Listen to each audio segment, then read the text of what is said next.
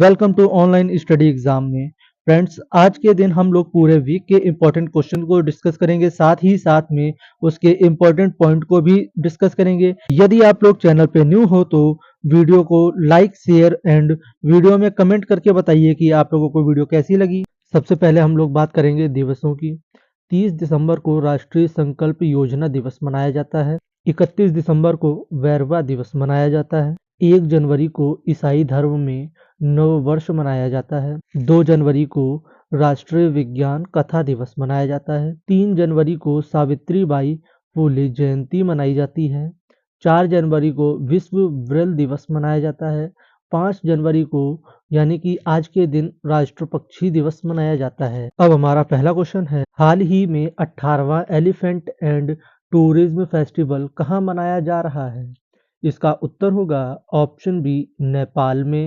आइए इसके important point को जानते हैं। नेपाल में चितवन की सौराह में 5 दिनों का 18वां हाथी और पर्यटन उत्सव चल रहा है। एलिफेंट एंड टूरिज्म फेस्टिवल अंग्रेजी नव वर्ष तथा क्रिसमस को मनाने तथा क्षेत्रीय पर्यटन को बढ़ावा देने के लिए आयोजन किया जाता है। नेक्स्ट क्वेश्चन है, हाल ही में किसने 7 महाद्वीपों की सबसे ऊंची चोटी को फतह किया है? इसका उत्तर होगा ऑप्शन बी, काम्या कार्तिकेयन। आइए इसके इम्पोर्टेंट पॉइंट को जानते हैं। 17 वर्षीय काम्या कार्तिकेयन ने इतिहास रचते हुए दुनिया की सबसे कम उम्र की महिला पर्वतरोही बनने का गौरव हासिल किया है, जिन्होंने 7 महाद्वीप की सबसे ऊंची चोटी पर विजय प्राप्त की है। नेक्स्ट क्वेश्चन है, हाल ही में कौन सा राज्य सरकार पशु विनिमय कार्यक्रम के तहत 14 बाघों को राजस्थान, उड़ीसा और छत्तीसगढ़ स्थानांतरित करेगी? इसका उत्तर होगा ऑप्शन बी, मध्य प्रदेश।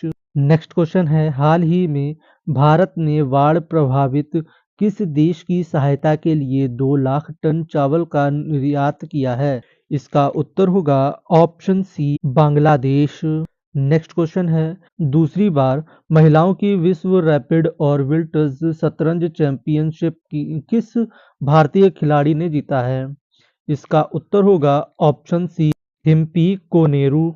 आइए इसके इम्पोर्टेंट पॉइंट को जानते हैं। भारत की केनूरू हिम्पी ने दूसरी बार वर्ल्ड रैपिड शतरंज चैंपियनशिप खिताब जीत लिया है। न्यूयॉर्क में खेले गए इस टूर्नामेंट में हिम्पी ने फाइनल में इंडोनेशिया की ईरान सुखंदर को हराया है। इससे पहले हिम्पी ने साल 2019 में जॉर्जिया में हुए चैंपियनशिप को जीता था। रूस के 18 वर्षीय वोलोडर मुर्जिन ने मेंस फील्ड वर्ल्ड चैंपियनशिप का खिताब जीता है।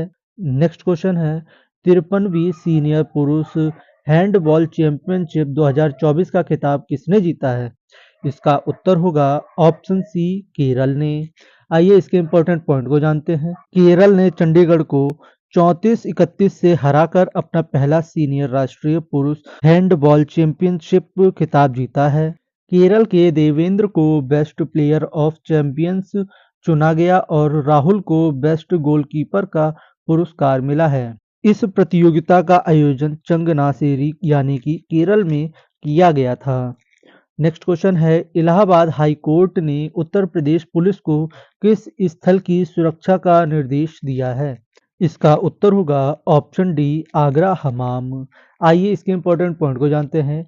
इलाहाबाद हाई कोर्ट ने उत्तर प्रदेश पुलिस को 17वीं सदी में आगरा हमाम की सुरक्षा के लिए बल तैनात करने का निर्देश दिया है। आगरा हमाम की सुरक्षा के लिए दायर की गई याचिका और इलाहाबाद हाई कोर्ट ने यह निर्देश दिया है। आइए अब बात करते हैं आगरा हमाम क्या है। आगरा हमाम एक सार्वजनिक स्नान घर है। मुगल काल में दूसरे देशों या राज्यों से आने वाले राजा महाराजा इस हमाम में स्नान करने के बाद ही बादशाह से मिलने जाते थे।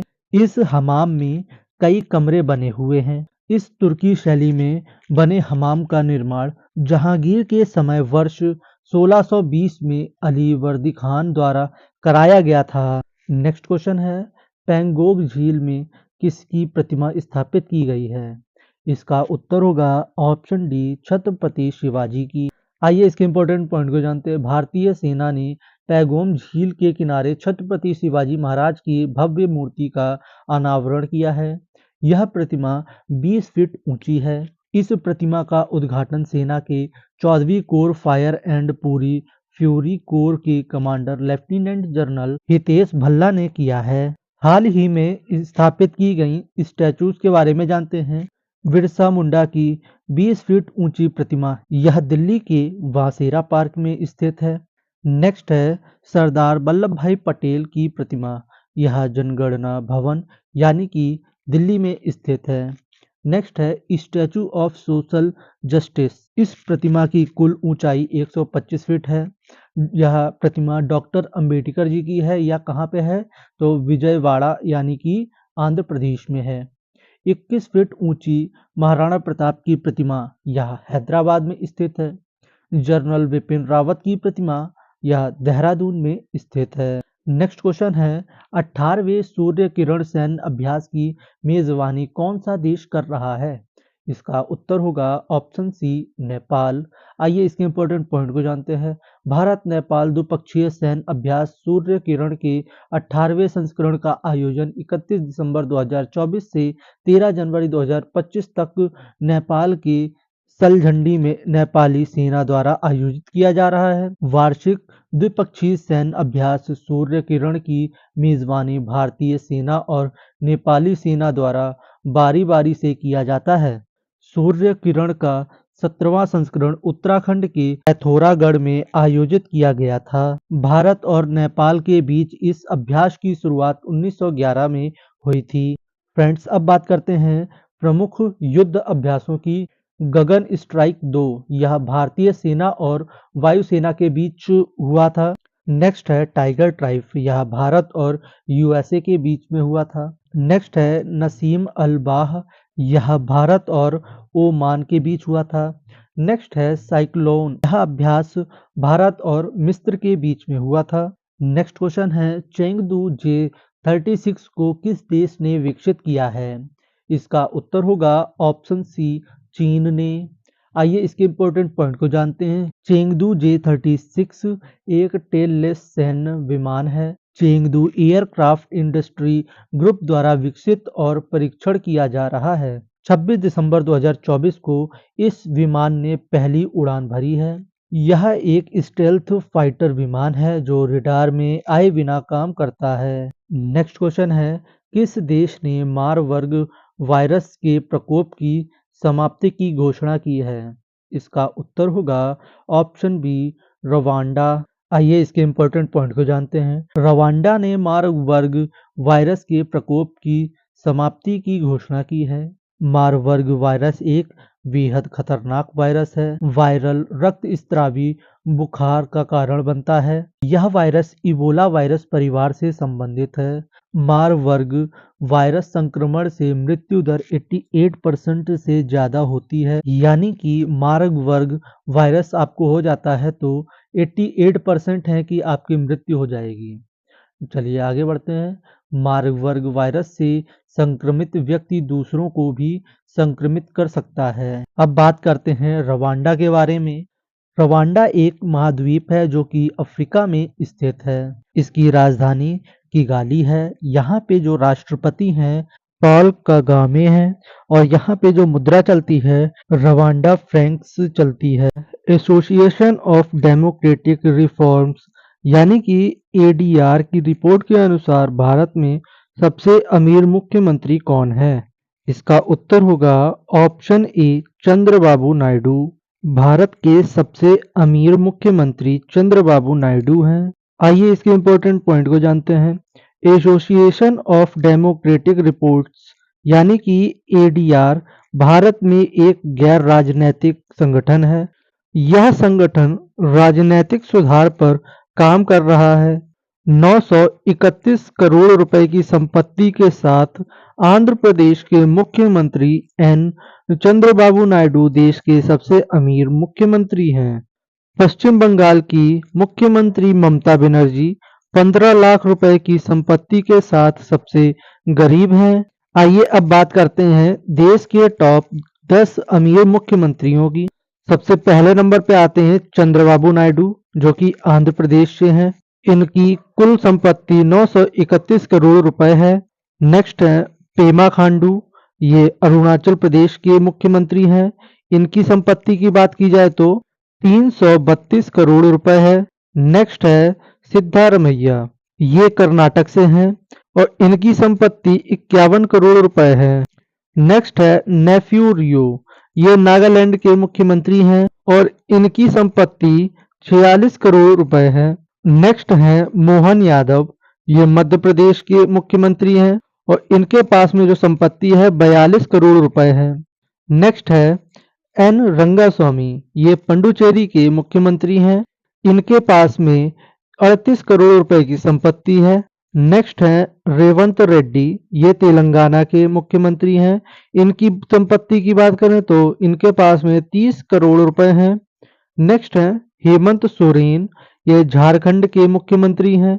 इनकी संपत्ति 25 करोड़ रुपए है। नेक्स्ट है हेमंत विश्व शर्मा, ये असम के मुख्यमंत्री हैं और इनकी कुल संपत्ति 17 करोड़ रुपए है। नेक्स्ट है कॉनरैड समांग, ये मेघालय के मुख्यमंत्री हैं। इनकी संपत्ति 14 करोड़ रुपए है। अब बात करते हैं देश के सबसे कम संपत्ति वाले 10 मुख्यमंत्रियों के बारे में। नेक्स्ट है ममता बनर्जी, ये पश्चिम बंगाल की मुख्यमंत्री हैं। इनके पास में 15 लाख की संपत्ति है और ये सबसे गरीब मानी जाती हैं। नेक्स्ट है अमर अब्दुल्लाह, ये जम्मू कश्मीर से हैं और इनकी संपत्ति की बात करें तो 55 लाख रुपए है। नेक्स्ट है पिनरई विजयन, ये केरल के मुख्यमंत्री हैं और इनकी संपत्ति जो है 1.18 करोड़ रुपए है। नेक्स्ट है आतिशी, इनका पूरा नाम है आतिशी मारलेना, ये दिल्ली के मुख्यमंत्री हैं और इनकी संपत्ति जो है 1.41 करोड़ रुपए है। नेक्स्ट है भजनलाल शर्मा, ये राजस्थान के मुख्यमंत्री हैं और इनकी संपत्ति 1.46 करोड़ रुपए है। नेक्स्ट है एन वीरेंद्र सिंह, ये मणिपुर के हैं और इनकी संपत्ति 1.47 करोड़ रुपए है। नेक्स्ट है योगी आदित्यनाथ, ये उत्तर प्रदेश के मुख्यमंत्री हैं। इनकी संपत्ति की बात करें तो 1.54 करोड़ रुपए हैं। नेक्स्ट है नीतीश कुमार, नीतीश कुमार बिहार के मुख्यमंत्री हैं। इनकी कुल संपत्ति 1.64 करोड़ रुपए है। नेक्स्ट है भगवंत मान, ये पंजाब के मुख्यमंत्री हैं। इनकी कुल संपत्ति 1.97 करोड़ रुपए है। लास्ट है हमारे मोहन चरण मांझी, ये उड़ीसा के मुख्यमंत्री हैं। इनकी संपत्ति 1.97 करोड़ रुपए है। और ये थे देश के सबसे कम संपत्ति वाले मुख्यमंत्री। नेक्स्ट क्वेश्चन है केंद्रीय रिजर्व पुलिस बल यानी कि सीआरपीएफ के महानिदेशक कौन बने हैं? इसका उत्तर होगा ऑप्शन बी विपुल कुमार। आइए इसके इंपॉर्टेंट पॉइंट को जानते हैं। आईपीएस अधिकारी विपुल कुमार केंद्रीय रिजर्व पुलिस बल यानी कि सीआरपीएफ के महानिदेशक यानी कि डीजी बने हैं। सीआरपीएफ के वर्तमान महानिदेशक यानी कि डीजी अनीश दयाल सिंह के स्थान पर विपुल कुमार को नियुक्त किया जाएगा। आइए अब बात करते हैं केंद्रीय रिजर्व पुलिस यानी कि सीआरपीएफ की। सबसे पहले तो हम लोग सीआरपीएफ के फुल फॉर्म की बात करेंगे। इसका फुल फॉर्म होता है सेंट्रल रिजर्व पुलिस फोर्स। इसकी स्थापना 27 जुलाई 1939 को क्राउन रिप्रेजेंटेटिव पुलिस के नाम से हुई थी। 1949 को इसका नाम बदलकर केंद्रीय रिजर्व पुलिस बल कर दिया गया। यह गृह मंत्रालय के अधीन काम करता है और इसकी मुख्य भूमिका जो है आंतरिक सुरक्षा प्रदान करना, जैसे कि आतंकवाद और विद्रोह से निपटना। आइए 2024 के नए अन्य महानिदेशकों के बारे में जानते हैं। पहला है कर्मचारी राज्य बीमा निगम यानी कि ईएसआईसी के महानिदेशक अशोक कुमार सिंह हैं। नेक्स्ट है असम राइफल्स के नए महानिदेशक कौन है? विकास लखेड़ा। नेक्स्ट है राष्ट्रीय परीक्षण एजेंसी यानी कि एनटीए के नए महानिदेशक प्रदीप सिंह खरोला हैं। नेक्स्ट है भारतीय सशस्त्र बल में चिकित्सा सेवा की पहली महिला निदेशक कौन है? साधना सक्सेना नायर हैं। नेक्स्ट है विश्व पशु स्वास्थ्य संगठन के महानिदेशक कौन है? इसका उत्तर है डॉक्टर इमैनुअल सोवेरन। नेक्स्ट है मेघालय की पहली महिला पुलिस महानिदेशक कौन है? इसका उत्तर है इदाशिका नोगरांग। नेक्स्ट है सैन्य अभ्यास के महानिदेशक कौन है? मनोज कुमार कटियार हैं। नेक्स्ट है केंद्रीय औद्योगिक सुरक्षा बल के नए महानिदेशक कौन हैं? इसका उत्तर है राजविंद्र सिंह भट्टी। नेक्स्ट है सीमा सुरक्षा बल यानी कि बीएसएफ के महानिदेशक कौन हैं? इसका उत्तर है दलजीत सिंह चौधरी। नेक्स्ट है राष्ट्रीय सुरक्षा गार्ड के नए महानिदेशक कौन है? इसका उत्तर है बी श्रीनिवास। नेक्स्ट है सशस्त्र सीमा बल यानी कि एसएसबी के नए महानिदेशक कौन है? इसका उत्तर होगा अमृत मोहन प्रसाद। नेक्स्ट है नारकोटिक्स कंट्रोल ब्यूरो के महानिदेशक कौन है? इसका उत्तर है अनुराग गर्ग। नेक्स्ट है भारत और तिब्बत सीमा पुलिस का अतिरिक्त महानिदेशक किसे नियुक्त किया है? इसका उत्तर होगा संजीव रैना।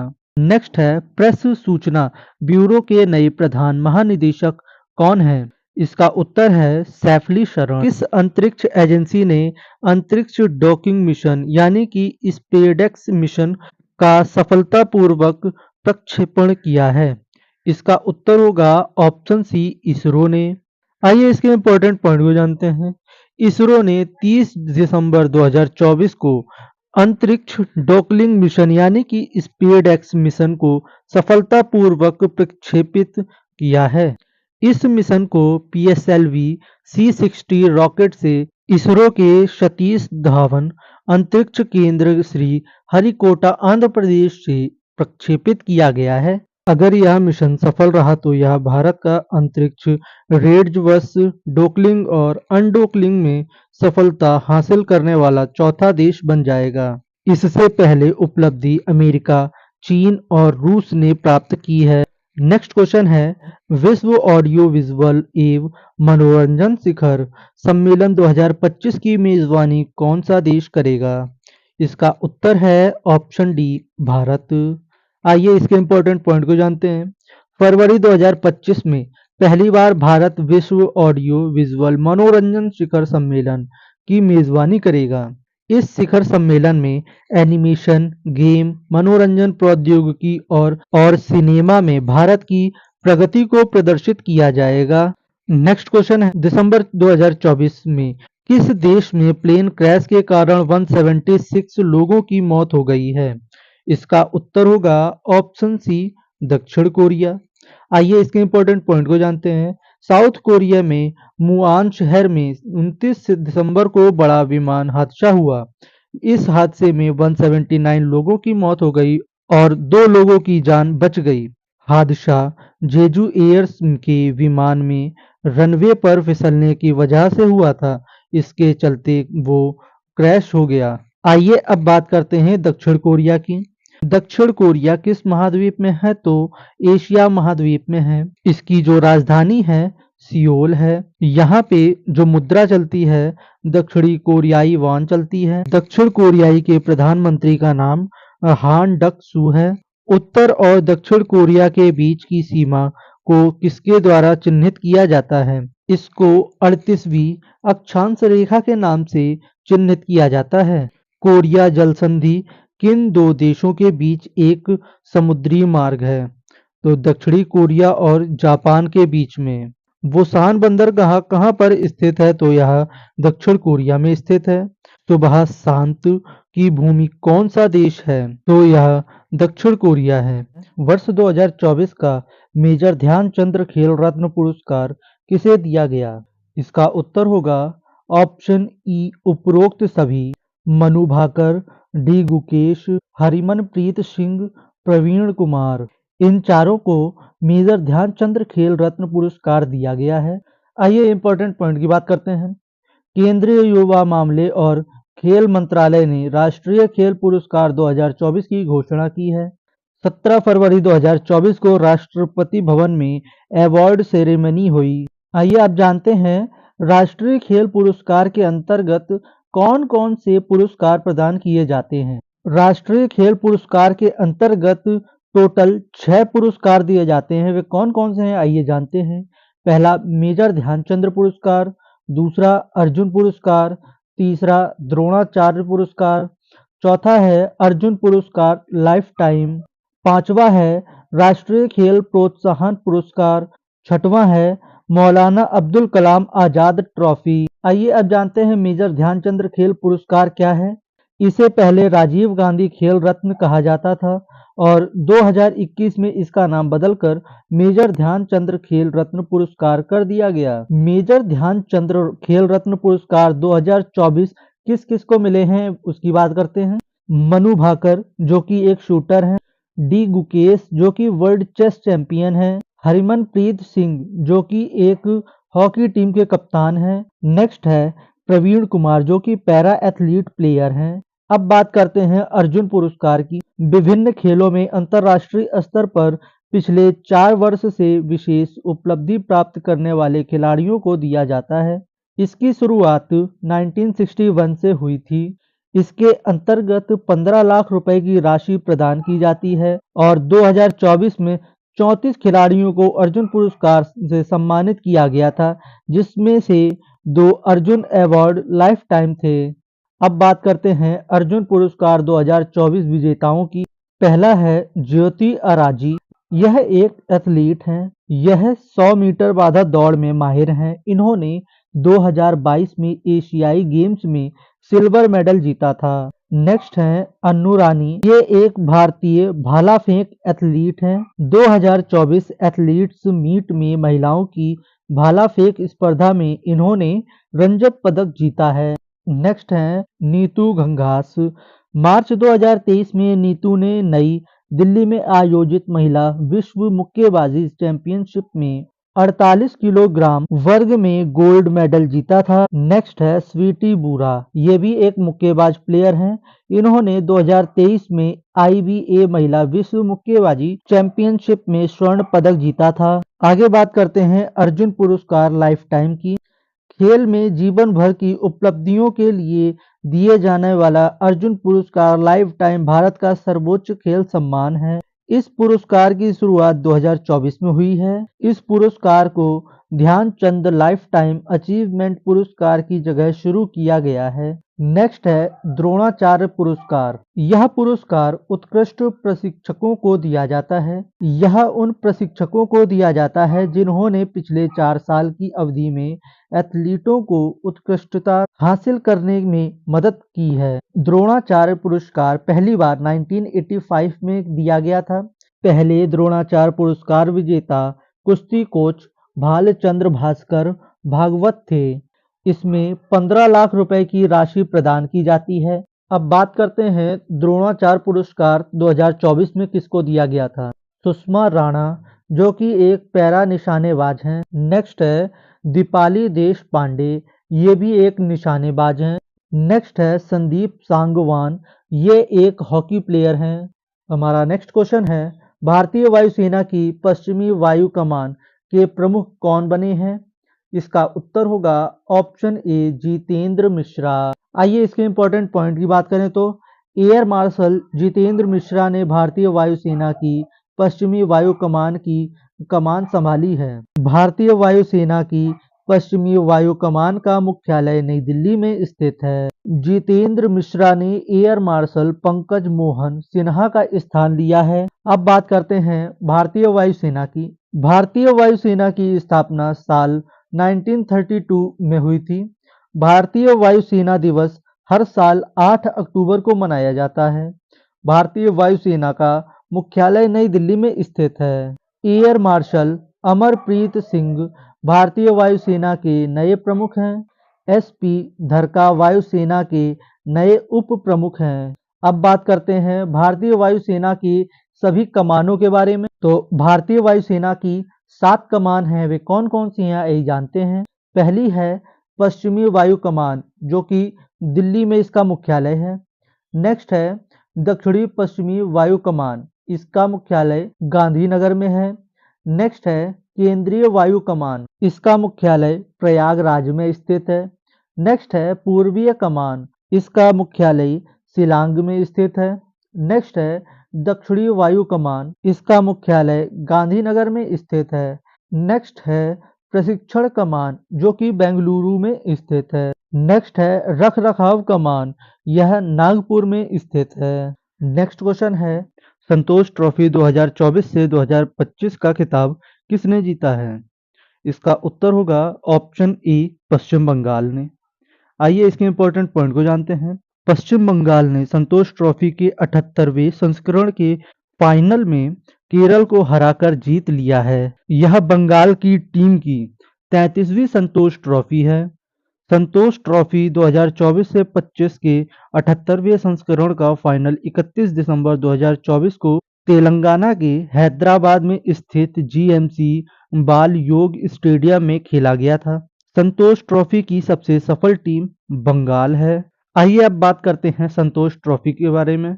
संतोष ट्रॉफी फुटबॉल से संबंधित ट्रॉफी है। यह एक राज्य स्तरीय टूर्नामेंट है। इसकी शुरुआत 1941 में की गई थी। इसका पहला संस्करण 1941 से 42 में दिल्ली को हराकर बांग्लादेश ने जीता था। पश्चिम बंगाल 33 खिताब के साथ प्रतियोगिता में सबसे सफल टीम है, यानी कि पश्चिम बंगाल ने अब तक 33 खिताब अपने नाम किए हैं। नेक्स्ट क्वेश्चन है दुनिया की सबसे तेज हाई स्पीड ट्रेन CR450 का अनावरण किस देश ने किया है? इसका उत्तर होगा ऑप्शन सी चीन ने। आइए इसके इंपॉर्टेंट पॉइंट को जानते हैं। चीन ने high speed train CR450 hi tech का अनावरण किया है। दुनिया की सबसे तेज हाई स्पीड ट्रेन है। परीक्षणों के दौरान 450 किलोमीटर प्रति घंटे की रफ्तार तक पहुंचती है। चीन जो है वर्तमान में दुनिया का सबसे हाई स्पीड रेलवे नेटवर्क है। अब बात करते हैं अन्य महत्वपूर्ण करंट अफेयर्स की। दुनिया का सबसे ऊंचा रेलवे पुल कौन सा है? तो यह चिनाब रेलवे ब्रिज है। इसकी कुल ऊंचाई 359 मीटर है। यह जम्मू कश्मीर में स्थित है। नेक्स्ट है भारत की पहली ड्राइवरलेस मेट्रो ट्रेन की शुरुआत कहाँ हुई? मतलब कि बिना ड्राइवर के मेट्रो कौन सी जगह पे चालू की गई है? तो यह जो है बेंगलुरु में चालू की गई है। नेक्स्ट है भारत की पहली अंडर वाटर मेट्रो की शुरुआत कहाँ की गई है? तो इसकी शुरुआत कोलकाता में की गई है। नेक्स्ट है दुनिया की पहली हाइड्रोजन से चलने वाली यात्रा ट्रेन की शुरुआत किस देश ने की है? तो इसका उत्तर है जर्मनी ने। नेक्स्ट क्वेश्चन है केंद्र सरकार ने एक राष्ट्र एक सदस्यता योजना की शुरुआत कब से की है? इसका उत्तर होगा ऑप्शन सी 1 जनवरी 2025। एक राष्ट्र एक सदस्यता क्या होता है आइए जानते हैं। केंद्र सरकार ने 1 जनवरी 2025 को एक राष्ट्र एक सदस्यता योजना शुरू की है। इस योजना में देश के सभी लोगों को प्रमुख प्रकाशकों की शोध ई पत्रिकाओं तक पहुंच प्रदान करने में मदद मिलेगी। इस योजना के तहत देश के सभी केंद्रीय और राज्य संचालित उच्च शिक्षा संस्थानों को एक ही मंच के जरिए अंतर्राष्ट्रीय पत्रिकाओं तक पहुंच मिलेगी। इस योजना के लिए 3 साल में 6,000 करोड़ रुपए खर्च किए जाएंगे। नेक्स्ट क्वेश्चन है जनवरी 2025 में एसोचैम के महासचिव किसे नियुक्त किया गया है? इसका उत्तर होगा ऑप्शन सी मनीष सिंघल। आइए इसके इंपॉर्टेंट पॉइंट की बात करते हैं। भारतीय वाणिज्य एवं उद्योग मंत्रालय जो भारत के सबसे पुराने शीर्ष व्यावसायिक मंडलों में से एक है, इसने मनीष सिंघल को अपना नया महासचिव नियुक्त किया है। मनीष सिंघल दीपक सूद का स्थान लेंगे। एसोचैम की स्थापना 1920 में हुई थी और इसका जो मुख्यालय है वह नई दिल्ली में स्थित है। नेक्स्ट क्वेश्चन है वैश्विक परिवार दिवस 2025 कब मनाया गया? इसका उत्तर है ऑप्शन डी 1 जनवरी को। आइए इसके इंपॉर्टेंट पॉइंट को जानते हैं। वैश्विक परिवार दिवस को हर साल 1 जनवरी को मनाया जाता है। इसका उद्देश्य दुनिया में सभी देशों धर्मों के बीच शांति की स्थापना करते हुए युद्ध और अहिंसा को टालना है। और जो इसकी थीम रही है एक साथ हम समृद्ध होते हैं हमारे वैश्विक बंधनों का जश्न मनाते हुए। नेक्स्ट क्वेश्चन है जनवरी 2025 में आई रिपोर्ट के अनुसार वर्ष 2020 में भारत के ग्रीन हाउस गैस उत्सर्जन में पिछले वर्ष 2019 की तुलना में कितने प्रतिशत की कमी आई है? इसका उत्तर होगा ऑप्शन सी 7.93%। आइए इसके इंपॉर्टेंट पॉइंट को जानते हैं। वर्ष 2020 में भारत के ग्रीन हाउस गैस उत्सर्जन में पिछले वर्ष की तुलना में 7.93% की कमी आई है। संयुक्त राष्ट्र जलवायु परिवर्तन कार्यालय को उपलब्ध कराया गया आंकड़े के अनुसार भारत की जीडीपी के उत्सर्जन तीव्रता में वर्ष 2005 से 2020 के बीच 36% की कमी आई है। भारत का लक्ष्य वर्ष 2030 तक जीडीपी उत्सर्जन तीव्रता को 45% तक कम करना और जीवाश्म ईंधन से 50% विद्युत ऊर्जा क्षमता प्राप्त करना है। किस कंपनी ने लगातार दूसरे वर्ष ग्रेट प्लेस टू वर्क प्रमाणन प्राप्त किया है? इसका उत्तर होगा option A steel authority of India limited. आइए इसके इंपॉर्टेंट पॉइंट की बात करते हैं। जनवरी 2025 से 2026 की अवधि के लिए steel authority of India limited यानी कि स्टील को ग्रेट प्लेस टू वर्क प्रमाणन प्रदान किया गया है। Great place to work institute नामक एक अंतरराष्ट्रीय संगठन उन कंपनियों को मान्यता देता है जो असाधारण कर्मचारी अनुभव प्रदान करती है। नेक्स्ट क्वेश्चन है, स्पेल मास्टर ऑफ इंडिया का खिताब किसने जीता है? इसका उत्तर होगा ऑप्शन ए छाया एमबी। आइए इसके इंपॉर्टेंट पॉइंट को जानते हैं। बेंगलुरु के प्रेसिडेंट स्कूल की 13 वर्षीय छाया एमबी ने असाधारण भाषा कौशल के प्रदर्शन करते हुए SBI life spell bee season 14 जीता है। स्पेलिंग बी एक लोकप्रिय प्रतियोगिता है जिसमें छात्रों की स्पेलिंग स्किल का परीक्षण किया जाता है।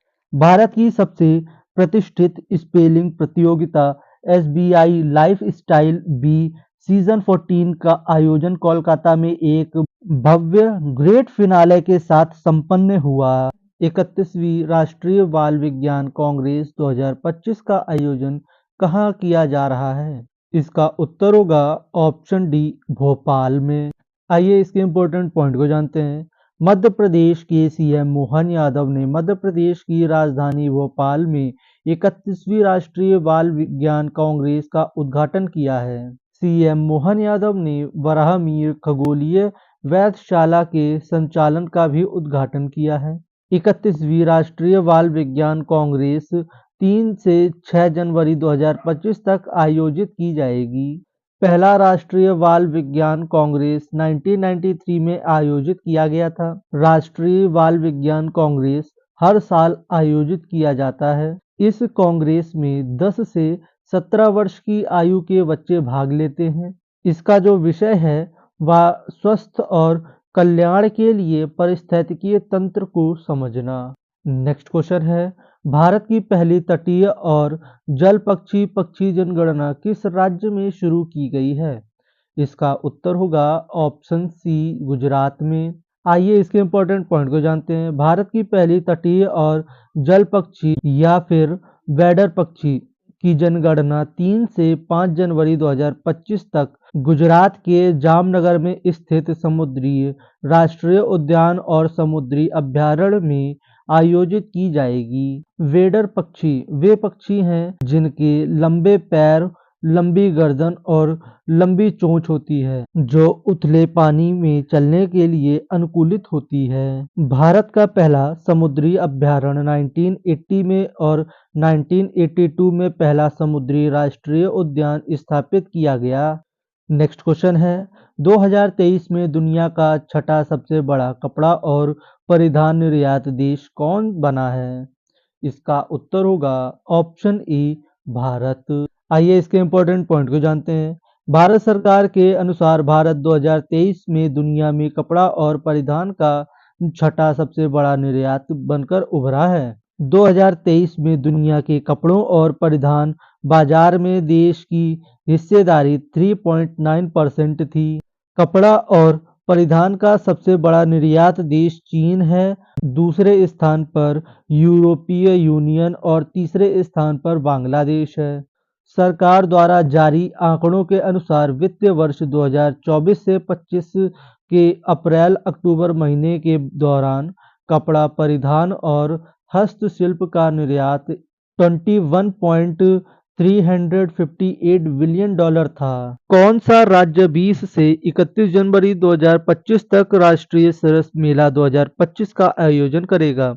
इसका उत्तर है ऑप्शन ए केरल। आइए इसके इम्पोर्टेंट पॉइंट को जानते हैं।